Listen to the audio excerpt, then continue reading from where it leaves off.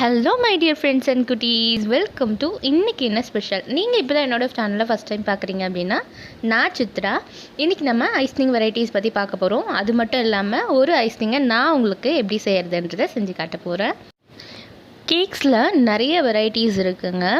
அந்த வெரைட்டியோட நேமை நம்ம எப்படி டிசைட் பண்ணுறோன்னா, நம்ம போடுற க்ரீம் இருக்கு இல்லையா, அந்த க்ரீமை வச்சு தான் அது என்ன கேக் அப்படின்றத நம்ம சொல்லுவோம். க்ரீமில் பார்த்தீங்கன்னா 2 வகையான க்ரீம் இருக்குங்க. ஒன்று வந்து ஃபோஸ்டிங்னு சொல்லுவாங்க, இன்னொன்று வந்து ஐஸ்னிங்னு சொல்லுவாங்க. நம்ம இன்றைக்கி ஐஸ்னிங் வெரைட்டிஸ் என்னென்ன இருக்குது அப்படின்றத பார்க்க போகிறோம். வாங்க வீடியோக்குள்ளே போயிடலாம். வீடியோக்குள்ளே போகிறதுக்கு முன்னாடி நம்ம சேனலை நீங்கள் இது வரைக்கும் சப்ஸ்கிரைப் பண்ணலைன்னா சப்ஸ்கிரைப் பண்ணிக்கோங்க. பக்கத்தில் இருக்க பெல் ஐக்கானையும் கிளிக் பண்ணி வச்சுக்கோங்க. ஃபஸ்ட்டு ஐஸ்னிங் வெரைட்டி என்னென்னு பார்த்தீங்கன்னா பட்டர் க்ரீம் ஐஸ்னிங்கு. இது வந்து ரொம்ப சிம்பிளாக ஈஸியாக செஞ்சிடலாம். இந்த க்ரீம்க்கான பேசிக் இன்க்ரீடியண்ட் பட்டர், அதுக்கப்புறம் பார்த்திங்கன்னா ஐஸ்னிங் சுகர். இது ரெண்டுமே இருந்தாலே நம்ம இந்த க்ரீமை ஈஸியாக பண்ணி முடிச்சிடலாம். பட்டர் க்ரீம் ஃபோஸ்டிங்க்கு இது ரெண்டும் ரொம்ப இம்பார்ட்டண்ட்டான பேசிக்கான விஷயம். செகண்ட் பார்த்திங்கன்னா கனாச் ஐஸ்னிங்னு சொல்லுவாங்க. இந்த கனாச் பண்ணுறதுக்கு பேசிக் இன்க்ரீடியண்ட் வந்து சாக்லேட்டுங்க. வெறும் சாக்லேட்டை மட்டும் வச்சு ஈஸியாக பண்ணக்கூடியது. அடுத்தது பார்த்திங்கன்னா மிரர் கிளேஸ் ஐஸ்னிங். இது வந்து ரொம்ப அட்ராக்டிவான கலர்ஸ் கொண்டு செய்யக்கூடிய ஐஸ்னிங் தாங்க. இதையும் கூட நம்ம ஈஸியாக செஞ்சிடலாம். இதுக்கான பேசிக் இன்க்ரீடியண்ட் சுகர், நெக்ஸ்ட் பார்த்திங்கன்னா வாட்டர் தேவைப்படும். அடுத்து பார்த்திங்கன்னா அந்த கேக்கில் நம்ம அதை போர் பண்ணும்போது நல்லா ஸ்டிஃபாக நிற்கணுங்கிறதுக்காக மட்டும் கார்ன்ஃப்ளவர், அப்படி இல்லைன்னா ஜெலட்டின், அப்படி இல்லைன்னா அகர் அகர். இது மூணுத்தில் ஏதாவது ஒன்று யூஸ் பண்ணால் அந்த கேக்கில் நம்ம ஊற்றுற ஐஸ்னிங் ரொம்ப ஸ்டிஃபாக நிற்கும். அப்புறம் ஃபுட் கலருங்க, அவ்வளோதான். இதை நம்ம ஈஸியாக செஞ்சிடலாம். அடுத்ததாக பார்த்திங்கன்னா ஃபவுண்டன் ஐஸ்னிங். இந்த ஐஸ்னிங் வந்து எப்படி இருக்குன்னா ஒரு டோ மாதிரி இருக்கும். அந்த டோ வந்து நம்ம தேய்ச்சி, அதாவது சப்பாத்திலாம் தேய்ப்போம் இல்லையா, அந்த மாதிரி தேய்ச்சி கேக் மேலே போடுற மாதிரி இருக்கும். இப்போ இந்த ஸ்க்ரீனில் காட்டுறேன் இல்லைங்களா, அந்த மாதிரி. இதுக்கு தேவையான ப்ராடக்ட் என்னென்னு பார்த்தீங்கன்னா வாட்டர், அடுத்ததாக பட்டர், அதுக்கடுத்து ஐஸ்னிங் சுகர், அப்புறம் ஜெலட்டின், அப்படி இல்லைன்னா அகர் அகர். இது மட்டும் இல்லாமல் நிறைய ஷாப்ஸ்லேயே இப்போ வந்து விப்பிங் க்ரீம் அப்படின்றது கிடைக்கிது. இது வந்து க்ரீமாவோ அப்படி இல்லை அப்படின்னா பவுடர் ஃபார்ம்லேயும் நமக்கு கிடைக்கிது. இந்த விப்பிங் க்ரீம் பார்த்திங்கன்னா நிறைய வகையில் யூஸ் பண்ணலாம். கேக்கு நம்ம நார்மலாக யூஸ் பண்ணலாம்.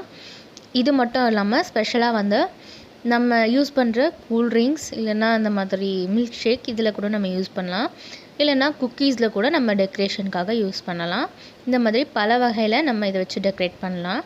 அடுத்ததாக நம்ம பார்க்க போகிறது ராயல் ஐஸ்னிங். இந்த க்ரீம் வந்து மெல்ட் ஆகாதுங்க. நார்மலாக வெளியில் இருந்தாலும் இல்லை ஃப்ரிட்ஜில் இருந்தாலும் ரொம்ப ஸ்டிஃபாக நிற்கும். அதர் ஸ்டேட்ஸில் பார்த்திங்கன்னா இதை வெட்டிங் கேக்கு யூஸ் பண்ணுவாங்க. இந்த மாதிரி மைன்யூட்டான பார்ட்ஸ் எல்லாம் வந்து டெக்கரேட் பண்ணுறதுக்காக யூஸ் பண்ணுவாங்க. இப்போ நான் காட்டுற கேக்கில் இருக்க இந்த டாட்ஸ் எல்லாம் வைக்கிறதுக்கு யூஸ் பண்ணுவாங்க. ரொம்பவே ஸ்டிஃபாக நிற்கும். அதுக்காக தான் இந்த க்ரீமை வந்து யூஸ் பண்ணுவாங்கங்க. இதுக்கான பேசிக் இன்க்ரீடியண்ட் வந்து எக்குங்க.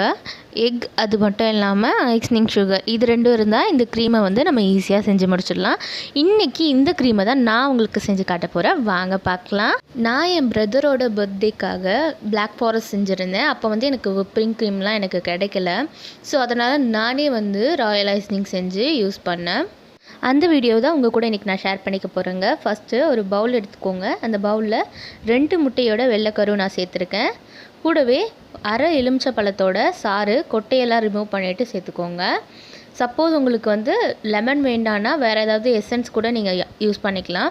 முட்டையோட ஸ்மெல் போகணுன்றதுக்காக தான் இந்த லெமன் நம்ம யூஸ் பண்ணுறது. இந்த மாதிரி ஊற்றிட்டு இப்படி நம்ம பீட் பண்ண ஆரம்பிச்சிடலாம். இந்த முட்டையிலேருந்து நல்லா நுர வரணும், அந்த அளவுக்கு நம்ம இந்த முட்டையை பீட் பண்ணி வைத்துக்கணும். இந்த க்ரீம் செய்கிறதுக்கு முன்னாடி இம்பார்ட்டண்ட்டாக 2 விஷயம் நீங்கள் பார்த்துக்கணும். என்னென்னா, இந்த பவுலில் தண்ணி இல்லாத மாதிரி பார்த்துக்கோங்க. செகண்ட் வந்து முட்டை வந்து ரூம் டெம்பரேச்சரில் இருக்கணும். ஃப்ரிட்ஜில் நீங்கள் ஸ்டோர் பண்ணுவீங்க அப்படின்னா நீங்கள் அதை வந்து 2 மணி நேரத்துக்கு முன்னாடி நார்மல் டெம்பரேச்சருக்கு எடுத்து வச்சுருங்க. இப்போ பாருங்கள், இந்த அளவுக்கு நமக்கு நுர வந்துடுச்சு. அந்த எக்லேருந்து எக் நம்ம ஊற்றுனதே தெரியல. இப்போது இதில் வந்து நம்ம ஐஸ்னிங் சுகர் சேர்த்துக்கலாம். நான் இன்றைக்கி 1 கப் ஐஸ்னிங் சுகர் வந்து எடுத்திருக்கேன். இதை கொஞ்சம் கொஞ்சமாக சேர்த்து நான் பீட் பண்ண போகிறேன். ஐஸ்னிங் சுகர் எப்படி செய்யணும் அப்படின்றத வந்து நான் ஆல்ரெடி வீடியோவில் போஸ்ட் பண்ணியிருக்கேங்க. நான் உங்களுக்கு டிஸ்கிரிப்ஷனில் அந்த வீடியோ உங்களுக்கு நான் கொடுக்குறேன். தேவைப்பட்டால் போய் செக் பண்ணிக்கோங்க. இந்த ஐசிங் சுகரை வந்து நான் வீட்டில் தான் செஞ்சேன். இதை இந்த மாதிரி கொஞ்சம் கொஞ்சமாக ஒரு ஸ்பூன் 2 ஸ்பூன் அந்த மாதிரி நீங்கள் போட்டு ஃபுல்லாக பீட் பண்ணணும். நீங்கள் மொத்தமாக கொட்டிட்டீங்க அப்படின்னா அங்கங்கே வந்து சர்க்கரை வந்து ரொம்ப கட்டியாகி நின்றுக்கும். அதாவது அந்த ஐசிங் சுகர் அப்படியே கட்டியாக நின்றுடும். அதனால் ஒரு ஸ்பூனாக போட்டு கட்டியாக இல்லாமல் கரைச்சிக்கோங்க. கட்டியாக இருந்துச்சுன்னா நமக்கு க்ரீம் கரெக்டாக கிடைக்காது. அதனால தான் ஒரு ஸ்பூனாக சேர்க்குறது. இந்த மாதிரி அடிச்சுட்டே வரணும். இதை வந்து கையில் பீட் பண்ணுறது வந்து ரொம்ப கஷ்டம்தான். எனக்கு தெரிஞ்சு நான் இது வந்து 40 மினிட்ஸ் கிட்ட பீட் பண்ணேன். சப்போஸ் உங்ககிட்ட ஹேண்ட் விஸ்க் இல்லாமல் எலக்ட்ரிக் பீட்டர் இருந்துச்சுன்னா நீங்கள் இதை வந்து 15 மினிட்ஸில் செஞ்சு முடிச்சிடலாம். இந்த மாதிரி கொஞ்சம் கொஞ்சமாக அடிச்சுக்கோங்க. பாருங்கள், நமக்கு லைட்டாக இந்த ஒயிட் கலர் நமக்கு கிடச்சிருக்கு ஐசிங் சுகர் போட்டதுனால. நம்ம எக்கு ஊற்றின அந்த கலரோ இல்லை அந்த எதுவுமே தெரியாது.